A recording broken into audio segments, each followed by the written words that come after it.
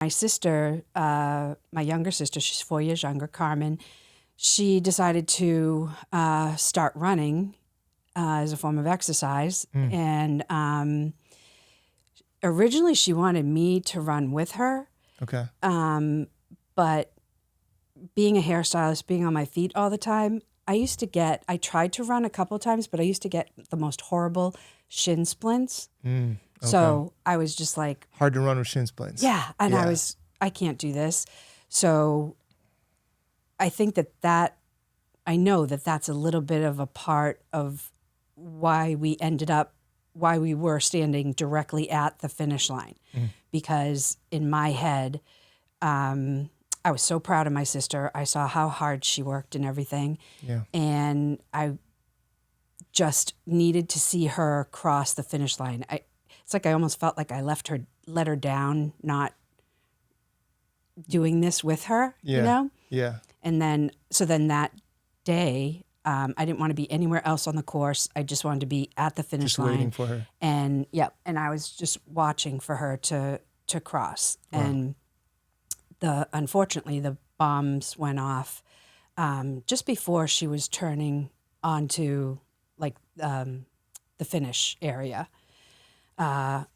So right before she was going to be there. Right before she was still on one of the main roads, and before she turned onto, I think it's Hereford, one of the side roads to come up to Boylston Street. Yeah.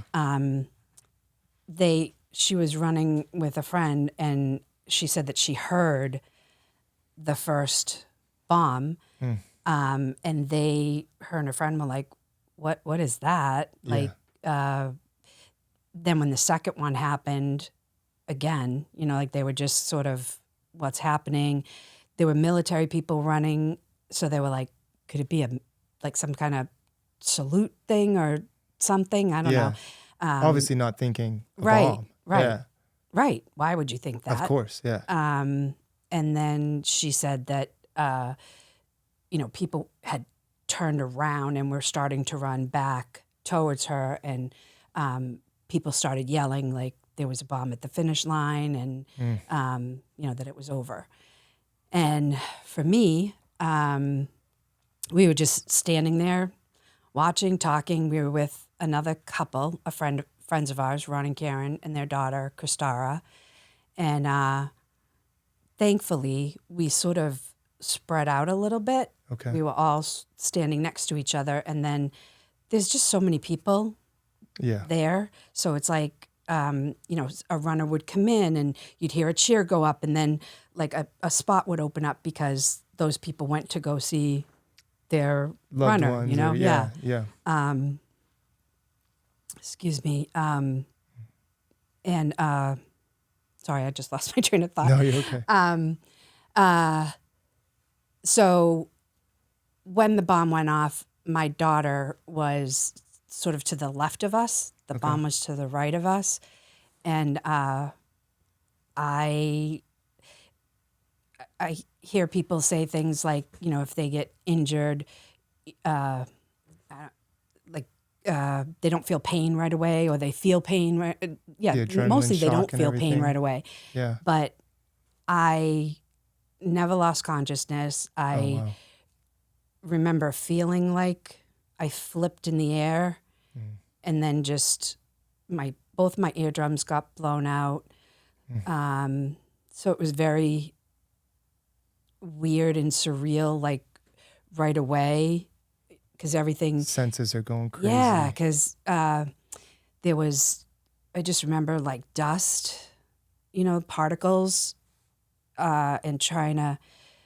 Actually, a piece of something hit my cheek and split my tooth. I didn't know that. Oh, wow. I didn't know that then, but I can remember sort of trying to breathe, just trying to get some air in, and spitting like I had gravel or something in my mouth.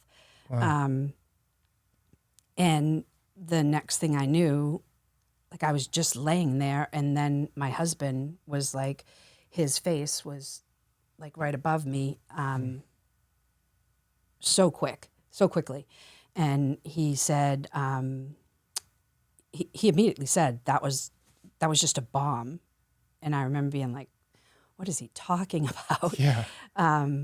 But like, you're just so confused. Like, Yeah. what just happened, and why can't I hear? And there were sirens going on and crying and just the smell of everything, Yeah. you know? I can't imagine. Yeah. You just smell all the blood around you and everything. So anyway, Kevin right away saw that, my husband is Kevin. He right away saw that my legs were pretty badly damaged. He said Okay. from the beginning he knew that they weren't going to be saved. They were still They were still attached. Okay. Yep. Okay. And he took off his belt, Tourniquet. tried to do a tourniquet on one leg, grabbed a belt from a bystander, tried to do the other leg too. Thank you, Kevin. And then, but then he said, I think a leather belt isn't a great tourniquet, you know? Yeah, that's what saved my life too. So we know that for the future now. But, Yeah. but he had said that with every beat of my heart, he could see the blood just sort of pumping out. So he literally just like laid across my thighs and was just putting That's much like weight a and ton of pressure. And that was when it just hurt so much. Like all just kind of came as a wave to you right then. It was hurting from the beginning. Okay. But when he was doing that, I remember thinking, you know, when your thoughts come very quickly, right? Yes, ma'am. So I can remember really quickly thinking, this is too bad. Like I can't take this. Like I want to die. And then it was almost like this roar in my head, like just about immediately. It was like my whole being did not like that thought, you know? And I just remember thinking like, no, I'm not done. Yeah. I'm not old, but I'm not done. Yeah. You know? This isn't it. Yeah. Yeah. So it was sort of like that thought of, I want to just give up and die. But right on the heels of that was just, there's no way. I have to, you know, I'm such a mama bear. I have 2 kids. So my daughter, Sydney, was with us. Mm-hmm. She was 17 at the time. She was graduating Okay. from high school. And, you know, that was a huge thing for me. Like, you know, I needed to be there for my kids. Absolutely. Yeah. It's a mother's love. Yeah. Yeah.